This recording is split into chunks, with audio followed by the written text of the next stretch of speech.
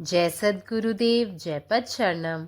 मेरे सद्गुरु की वाणी परम संत महात्मा यशपाल जी महाराज का प्रवृत्ति में निवृत्ति गृहस्थ धर्म के लिए श्रीमद् भगवद गीता का गीता सुधा भाष्य अध्याय 4 श्लोक 33। श्रेयान् द्रव्यमयाध्यज्ञानयज्ञः परन्तप सर्वं कर्माखिलं पार्थ ज्ञाने परिसमाप्यते। हे अर्जुन, वेदों में जो बाह्य क्रिया प्रधान यज्ञ बतलाए गए हैं उनका अपूर्व फल स्वर्ग सुख ही है। उन यज्ञों में केवल जड़ द्रव्यों का हवन होता है।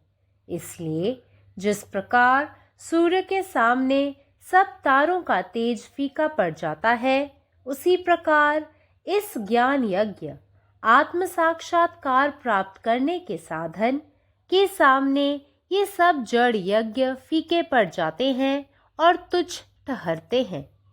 यह वह अनुभव ज्ञान है जिसके मिलने पर योगी जन यह समझते हैं कि परम सुख का गुप्त भंडार मिल गया, और इसीलिए योगी जन कभी अपने से इसे दूर नहीं होने देते। जो आत्मज्ञान प्रचलित कर्मों का अंतिम फल, निष्कर्मता की खान और छटपटाने वाले साधकों का पूर्ण समाधान है, जिस ज्ञान के प्राप्त होने पर कर्मों के प्रति होने वाला अनुराग दुर्बल हो जाता है, तर्क अंधा होकर बैठ जाता है, इंद्रियों के विषय सेवन की बात भूल जाती है, जिससे मन का मनत्व ही नष्ट हो जाता है, वाणी की वाग्मिता का अंत हो जाता है और ज्ञेय का पता लग जाता है, और अनायास ही आत्म तत्व के साथ भेंट कराकर आत्म साक्षात्कार करा देता है। यही सत्य ज्ञान की पराकाष्ठा है। Yajnas with material objects cause material effects and bring the performer to this world for the enjoyment of the fruits, while Gyan Yajna, that is, self-control to attain spirituality and purity of heart, culminates in self-realization, right knowledge. As such, Gyan Yajna is anyway nobler and diviner than mere formalistic ritualism with material offerings. Om.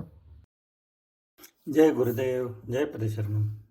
अध्याय 4 श्लोक 33। हे अर्जुना, वेदामध्ये वर्णन केलेल्या बाह्य धार्मिक यज्ञांमध्ये स्वर्गीय आनंदाचे अतुलनीय फल आहे। या यज्ञामध्ये केवळ जड पदार्थ अर्पण केले जातात। ज्याप्रमाणे सर्व ताऱ्यांचे तेज सूर्यासमोर फिक्के पडते, त्याचप्रमाणे हे सर्व जडयज्ञ या ज्ञानाच्या यज्ञासमोर, म्हणजेच आत्मसाक्षात्काराचे साधनच्या समोर फिक्के पडतात आणि तुच्छ वाटतात। हे अनुभवजन्य ज्ञान आहे, जे प्राप्त केल्यानंतर योगींना समजते की त्यांना परम आनंदाचा गुप्त खजिना सापडलेला आहे, आणि म्हणूनच योगी ते कधीही त्यांच्यापासून दूर जाऊ देत नाही।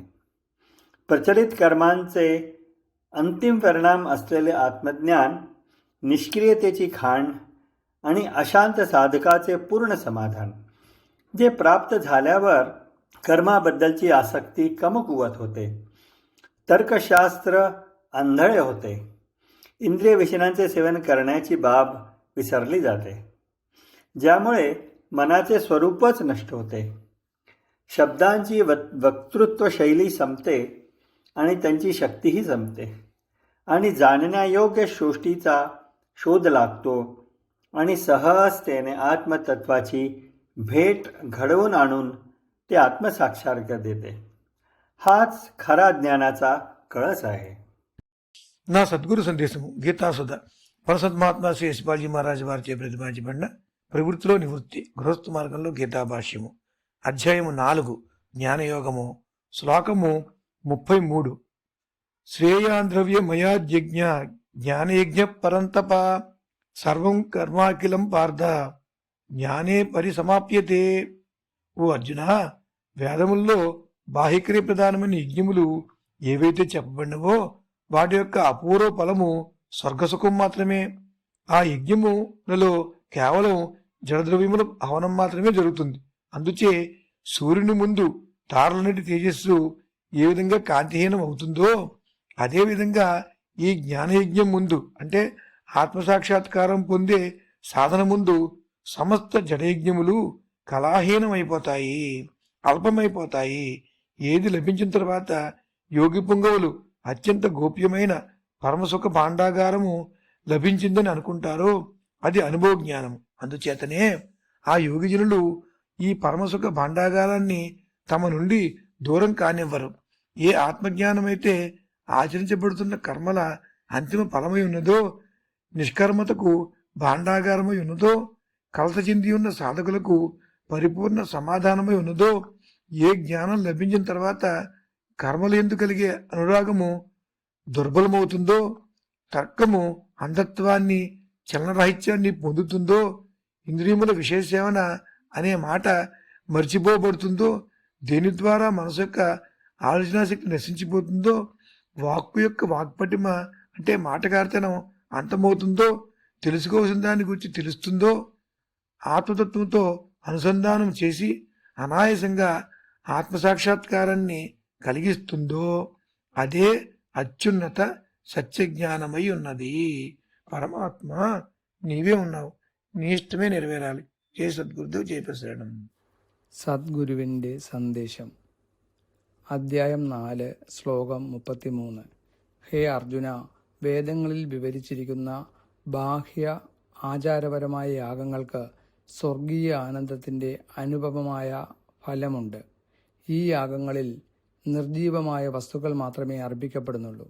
അതിനാൽ എല്ലാ നക്ഷത്രങ്ങളുടെയും പ്രകാശം സൂര്യന് മുന്നിൽ മങ്ങുന്നതുപോലെ ഈ നിർജീവ യാഗങ്ങളെല്ലാം ജ്ഞാനയാഗത്തിന് അഥവാ ആത്മസാക്ഷാത്കാരം നേടാനുള്ള സാധനാരീതിക്ക് മുൻപിൽ മങ്ങുകയും നിസാരമായി കാണപ്പെടുകയും ചെയ്യുന്നു. പരമമായ സന്തോഷത്തിൻ്റെ രഹസ്യം കണ്ടെത്തിയെന്ന് യോഗികൾ മനസ്സിലാക്കുന്ന അനുഭവപരമായ അറിവാണിത്. അതുകൊണ്ടാണ് യോഗികൾ അത് ഒരിക്കലും അവരിൽ നിന്ന് അകറ്റാൻ അനുവദിക്കാത്തത്. പ്രബലമായ കർമ്മങ്ങളുടെ അന്തിമമായ ഫലം ആത്മജ്ഞാനം, നിഷ്ക്രിയത്വത്തിൻ്റെ ഉറവിടം, അസ്വസ്ഥരായ അന്വേഷകരുടെ പൂർണ്ണ പരിഹാരം. അത് നേടിയെടുക്കുമ്പോൾ കർമ്മങ്ങളോടുള്ള ആസക്തി ദുർബലമാകുന്നു, യുക്തി അന്ധമാകുന്നു, ഇന്ദ്രിയ വസ്തുക്കളെ സേവിക്കുന്ന കാര്യം മറന്നുപോകുന്നു. അതുമൂലം മനസ്സിൻ്റെ സ്വഭാവം തന്നെ നശിപ്പിക്കപ്പെടുന്നു. വാക്കുകളുടെ വാചാലത അവസാനിക്കുന്നു. ജ്ഞാനയോഗ്യമായത് കണ്ടെത്തപ്പെടുന്നു. ആത്മസത്തയെ അനായാസം കണ്ടുമുട്ടുന്നതിലൂടെ അത് ആത്മസാക്ഷാത്കാരം നൽകുന്നു. ഇതാണ് യഥാർത്ഥ അറിവിൻ്റെ പരിസമാപ്തി. പരമാത്മാവ് നീ തന്നെ, നിന്റെ ഇഷ്ടം പൂർണ്ണമാകട്ടെ. ജയ് സദ്ഗുരുദേവ്, ജയ് പതിശരണം. ശ്രേയാൻ ദ്രവ്യമയാദ്യജ്ഞ ജജ്ഞാനയജ്ഞ പരന്തപ സർവം कर्माखिलम पार्थ ज्ञाने परिसमाप्यते.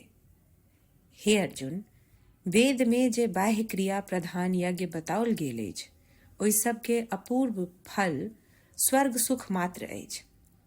ओहि यज्ञ में सबसे जड़ द्रव्यक हवन होइत अछि.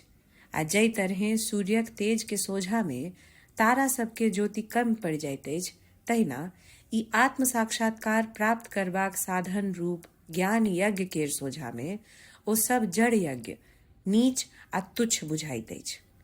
इएह ओ अनुभव ज्ञान थिक जे प्राप्त भ गेला पर योगी बुझैत अछि आब त परम सुखक गुप्त भंडार भेट गेल. एहि कारणे योगी एहिसँ कखनो फराक नहि होइत अछि. एहि आत्मज्ञानक प्राप्ति प्रचलित कर्म सभक अंतिम फलटा अछि. निष्कर्मता रूप खान अछि आ छटपटाइत साधक लेल पूर्ण समाधान थिक. एहि ज्ञान द्वारा कर्मक प्रति जे अनुराग अछि ओ धीरे धीरे दुर्बल पड़ि जाइत अछि. तर्क अपन बल बिसरा दैत अछि. इंद्रिय सुखक लालसा हेरा जाइत अछि. मोनक चंचलता समाप्त भ जाइत अछि. वाणी अपन बाग्मिता छोड़ि दैत अछि आ ज्ञेय तत्व साफ दिखाई पड़ैत अछि। एहि ज्ञानक कारणे अनायासे आत्म तत्व सँ भेंट भऽ जाइत अछि आ आत्म साक्षात्कार संपन्न भऽ जाइत अछि। यह सत्य ज्ञान के पराकाष्ठा थिक। अखिल भारतीय संतमत सत्संग पंजीकृत दिल्ली, मुख्यालय B20 CC colony, Rana Pratap Bagh के सामने, दिल्ली। सत्संग आश्रम संत यशरूप तपोभूमि परिसर, अनंगपुर, जिला फरीदाबाद, हरियाणा।